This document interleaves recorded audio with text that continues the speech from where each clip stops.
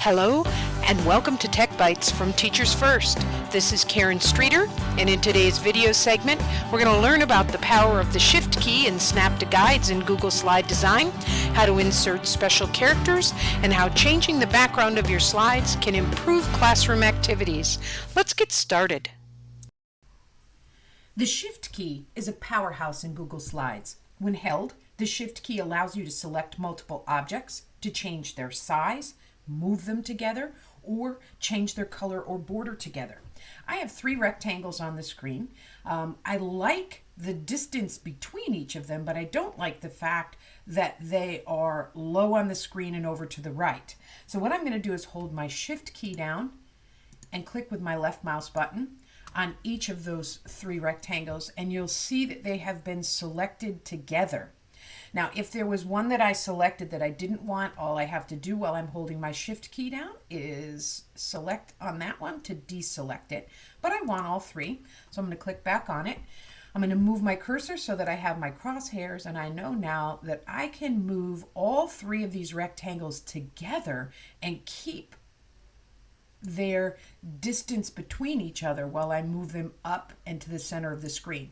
The next thing I can do while they're still selected is go up to my fill bucket, click on that, and I'm going to change all 3 of them to be filled with yellow, which I think is great. Instead of having to select them individually, it's a time saver. And the last thing I can do is go down to the bottom right hand corner, grab that handle. You'll see those arrows turn. I'm going to hold the Shift key down and my left mouse button, and I'm going to drag inward so that I can resize all 3 of these rectangles. And you'll see that it's keeping the aspect ratio on all 3 of the rectangles. As I am reducing the size, it's keeping the vertical and the horizontal proportions the same on each individual rectangle, and then it's also reducing all of them at the same proportion. Very easy and very good thing to do. Let's take a look at nudging.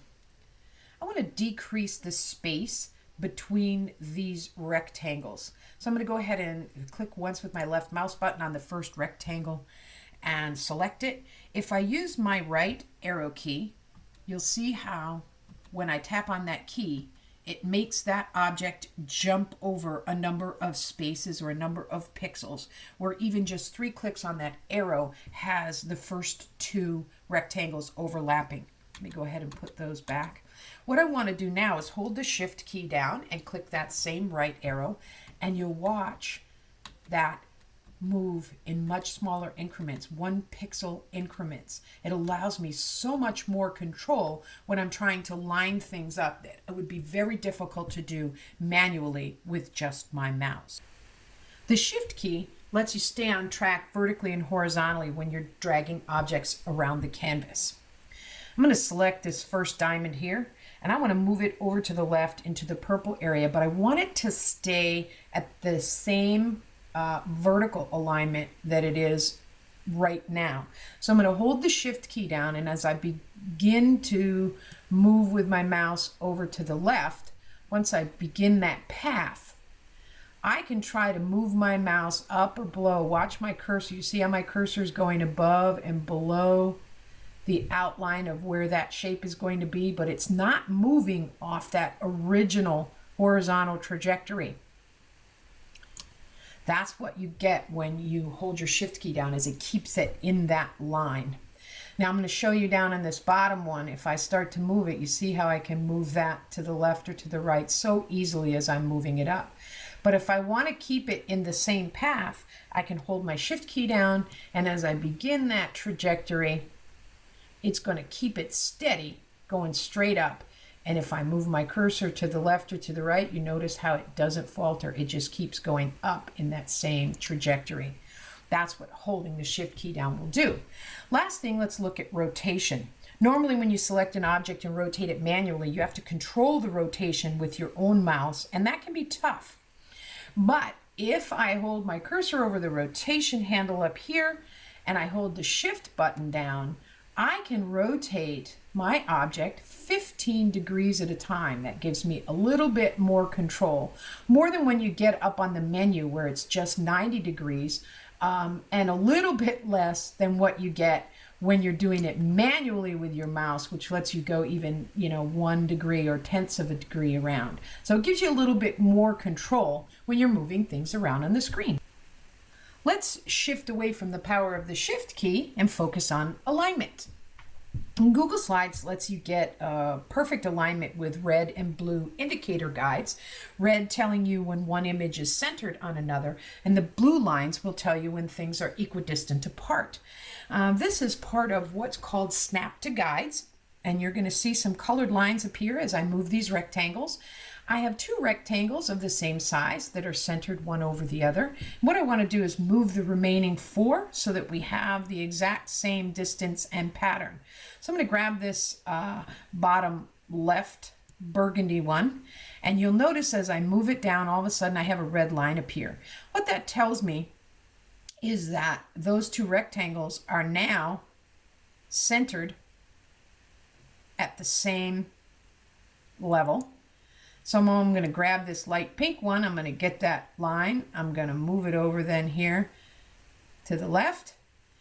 And now if you look at the bottom of those 3 rectangles, you should see blue lines. And what those blue lines are telling you is that each of those 3 rectangles are spaced equidistant apart. So now I know that they're centered vertically on the slide in the same place, and they are spaced the same apart. So let's get these other blue ones. I'm going to move down till I get this red line that shows me that it's centered with my top blue one, and also in the same spot is that bottom burgundy one. And I'm going to move my dark blue one until I get that horizontal line and also those blue lines on the bottom. And now I know that they are all equally spaced. There are a lot of special characters you can insert into text boxes or even use as bullets in your bulleted lists. They can be arrows, shapes, emojis, or accent marks. I'm in my text box and I see my cursor flashing. I'm going to go up to the Insert menu, slide down to Special Characters, and up pops a dialog box.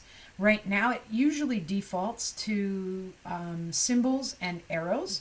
Under symbols, I could also change it to game piece type symbols where you see clubs, spades, diamonds, or I can change it to math or geometric shapes. I'm going to go to emoticons. And in emoticons, I could then choose one of these emoticons. I'm just going to go ahead and find Delicious Face, click on it once with my left mouse button, and it pops in. I can select that character just like I would a regular character in a font, and I can change its font size. Now another thing that you can do, if you look here on the right hand side in the dialog box, there's a search bar. I can type in the word house and it'll pop up things that it recognizes as houses. And the last piece is this white box down here on the right. And if I click in there, I can either use my mouse button, or if I'm on a tablet, I can use my pen. So what I'm going to do is I am going to draw the square root, and you'll notice that the first one that pops up here is the square root sign. I could do something like a droplet. There's a water droplet that pops up. I might even do copyright symbol if I need to find the copyright symbol quickly. So there's 3 different ways that you can get to special characters. The drawing is not always perfect because it doesn't always recognize your writing. The last thing that we can do is we can also change our traditional bullets. I've selected my bulleted list. I'm going to go up to Format this time because I'm formatting that bulleted list. Down to Lists, down to List Options, and then where it says More Bullets, and up pops my list of characters again. So I can just change my list to have whatever special character is there. Here's how to change the background on your slide. I'm going to go up to the main menu to change background. Brings up a dialog box. You'll see I can put a solid color in the background, or I can change the image. In this case, I'm just going to choose color. I'm going to go down to a light yellow, Select that. And now at the bottom I have two choices. If I click the Done button, it's going to change the color of the background on just this individual slide. If I click Add to Theme, it will change the background of every other slide in my deck to this light yellow. In this case, I'm just going to click Done so that it changes just this slide background. Now we're going to add an image to the background of this slide. And here's where we're going to get our great classroom examples. Change background. Now I'm going to choose image instead of color. I'm going to navigate to the image I want. In this case, it's a KWL chart. And I'm going to get that to be the background of my slide. Again, I'm going to click Done because I want it on just this slide versus Add to Theme, which would put it as the background on every slide in my deck. So here I have my KWL chart. Imagine my classroom activity. I have shared this slide or a slide deck with my students, and I want them to complete the KWL chart. Or we might even be doing this activity as a group up at an interactive whiteboard or in a center. Now when the students go to add text, they can't accidentally click, watch me here, I can't accidentally click on that background image and move it all around. I don't know about you, but that's happened to me a lot. So all they have to do is click on a text box and they can type in what they know, what they want to learn, and what they have learned. Here's an elementary mathematics example. This is a math sentence. You could also do this with word problems. You could share a single slide or a deck of problems to each member of the class. Now remember, this activity would be completed only after it had been talked about in class and modeled by the teacher, based on the age the students would be who would be doing this type of problem. It would be an I do, we do, you do type of an activity. So what I loaded on the background is this sentence and also these blanks and this formula bar, so to speak, that they're filling in. So you notice as I try with my cursor to click on these things, I can't move that plus sign or that line or anything. The only thing I can move are the birds. So if I were completing this sentence, I could choose to have 2 birds plus 3 birds equals 5 birds. And the students can't inadvertently click on any of these pieces and move them around on the screen. Very simple. Let's look at another example. Here we have a Frayer model, and I have placed that whole model on the background.